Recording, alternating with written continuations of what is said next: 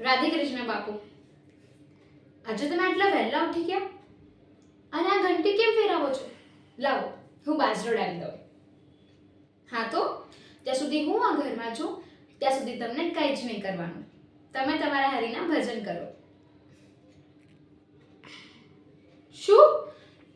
ના, મારે આટલા વહેલા નથી પરણાવવું. ભલે મારી સહેલીઓ પરણી ગઈ હોય, જ્યાં સુધી મારું મન કરશે ત્યાં સુધી હું મારા માં અને બાપુ પાસે જ રહીશ. બાપુ, એક વાત પૂછું? તમારા અને ભાઈના વચ્ચે શું નારાજગી છે એ મને હજી સુધી નથી સમજાતું.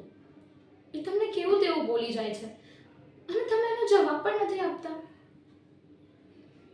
હું ભાઈને સમજાવીશ, પણ એનું મગજ છટકે એટલે કોઈનો જ નથી.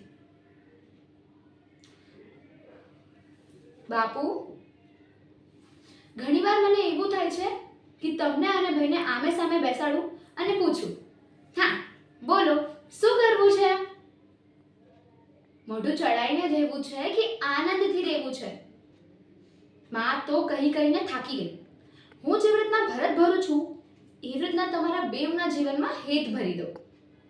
ને મારા બાપુ તો છે જ હેતનો દરિયો. ખાડી ખૂટે નહીં એવો.